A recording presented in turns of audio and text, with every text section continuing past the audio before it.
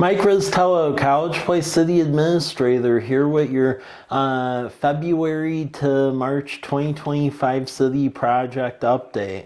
So as far as upcoming meetings that are going on, February 13th is Civil Service Commission at noon.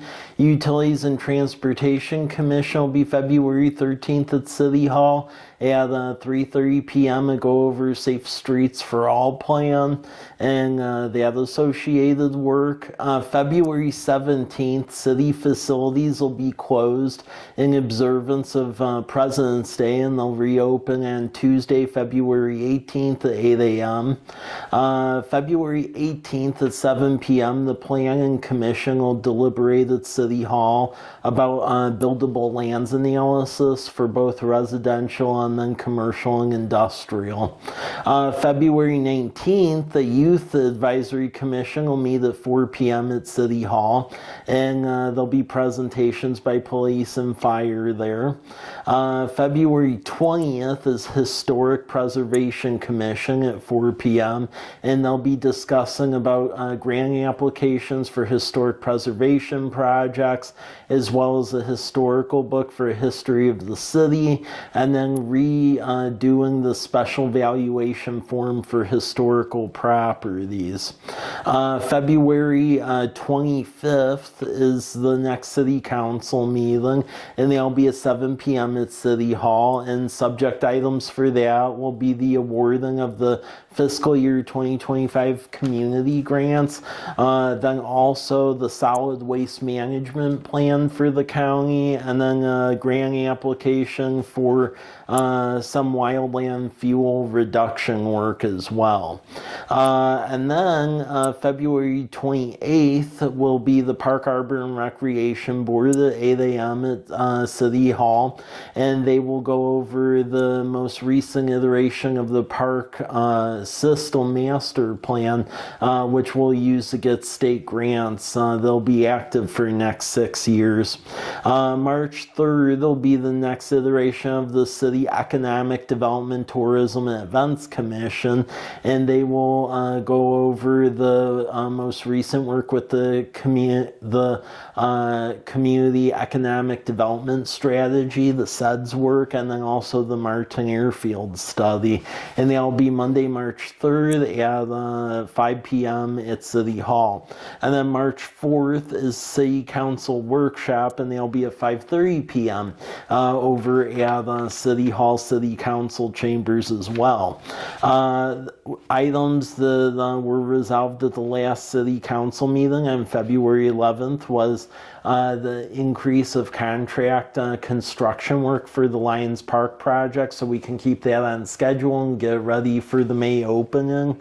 Also, City Council adopted the hazard mitigation plan that's done for all the jurisdictions as well as the county. It's under the purview of county emergency management, and if you have a plan that's been adopted in the last 6 years, you're eligible for state and federal grants for various capital projects, so that was adopted as well. And then also a memorandum of understanding with the YMCA was adopted, and we're actually going to be able to utilize some leftover funds the YMCA has from a state grant to pay for the architectural design work for replacement Lions Park Community Center. So thank you, YMCA, as well as Executive Director Karen Hedin. Now items by department. For community development, we are currently working with the developer for the Lakeside development. They're turning in documents. I believe you'll be seeing some hearing examiner meetings as we get into the summertime. They just have to turn in some clarifying information. Also, community development will be engaged with our contractor, JUB Engineers and Planners, for the next iteration of the comprehensive plan.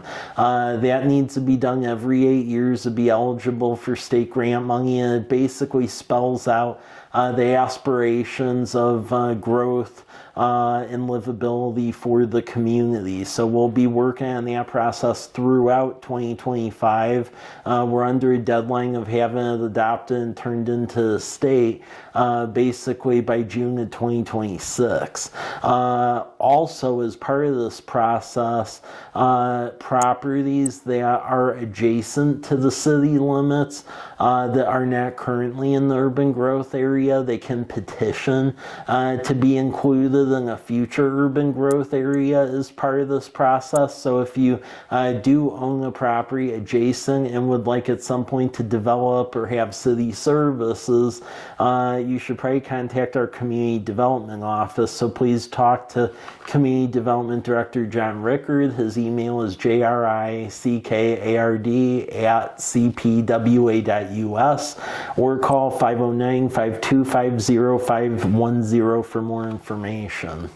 Fire department wise, they're always looking for volunteers. We are a unique fire agency compared to Walla Walla and other career ones, where it's really career firefighters who support and stand up our volunteers. So if you want to volunteer for our fire and basic life support ambulance service, please call 509-529-6506 or contact our fire chief, David Winger, at dwinter@cpwa.us.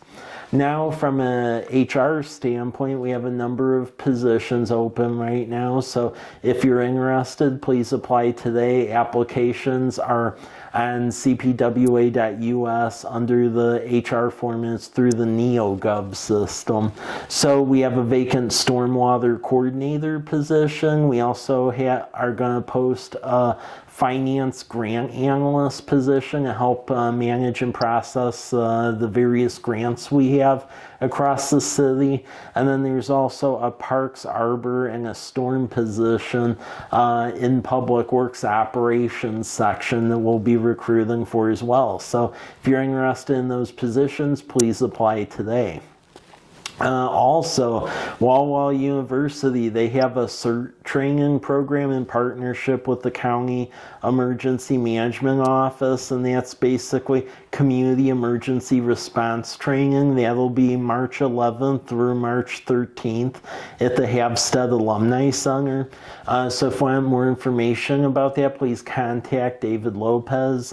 He is the Executive Director for the Center for Humanitarian Engagement at the Walla Walla University campus, and that training will be at the Habstead Alumni Center right off of Southwest 4th near College Avenue. For folks who need assistance with energy bills or your utility bills, if you're a senior citizen or lower income, please contact Blue Mountain Action Council. They provide the screening for those programs to get discounts as well as financial assistance. So they can be contacted at 509-529-4980, or they can be visited at their office at 8 East Cherry Street over in Walla Walla. For Public Works, they have a litany of projects going on. They are engaged in the Safe Streets for All plan, and they'll be a combination of like a local road safety plan and an ADA transition plan. It's something the federal government encourages. If you have it, opens us up to a wide array of implementation grants, even for streets that aren't federally classified. So it's really important. Lions Park, Nelson Construction is working on that. Again, the goal is to have it ready for start of farmers market season at the end of May, so that is what we are working towards.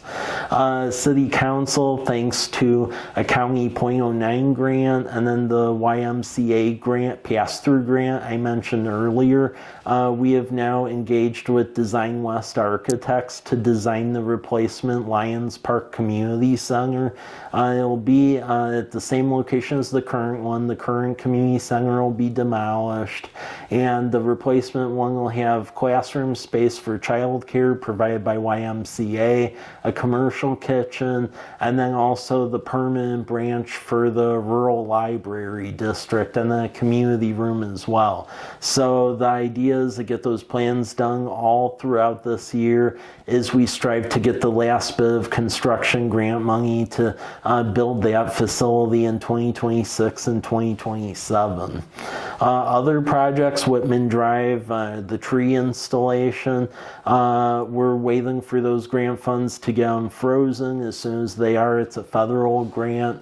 We will get working on that, but we already had an engineer working on the sprinklers and irrigation. Other projects that are going, we have our water tower in the center of town. We have a group working on seismic retrofitting, our H2 engineers. We should have those plans later this summer, and then we'll work for construction on that. Also, we are working on wrapping up engineering for a new water tank out on the grounds of the wastewater treatment plant up on the bluff, and they'll provide the capacity we need across our water system, because right now we have about 600,000 gallon storage deficiency, so they'll help address that, and then it'll also provide 400,000 gallons additional to the 600 for future development. Wastewater, lift station number 5, we're waiting for the asphalt plants to open back up at finish Southwest 1st Street. But we'll be working on that as well as putting the sidewalk in and then building the lift station house, because then the old coffee can lift station contraption will be removed. Wastewater treatment plant, we're starting phase 1A, which is changing out some of the mechanical equipment. So if you see heavy equipment going down there, you now know why. Public Works Trust Fund, they have awarded us $3.5 million to reconstruct Birch Avenue from 4th to 6th, and then 6th from Date to College. So, and the plans are done for that already, so we'll bid that out this summer, and that'll include new sidewalks, new pavement, new water and sewer underneath. Majania Road, we're working on right-of-way acquisition right now. We're going to tee that up for construction, hopefully this summer, to make that a reality. And then JUB engineers, they're wrapping up on the engineering of the sidewalk on 8th Street from College of Larch. That's paid for by a state transportation improvement board grant, and we want to go to construction on that this summer to have the sidewalk go all the way from downtown to Lions Park with a rapid flashing beacon. Likewise, Rose Street, we have the pedestrian lights ordered. We'll install those this summer. Those will go along the multi-use path from Ash to Cary Court. That's paid for by a state grant.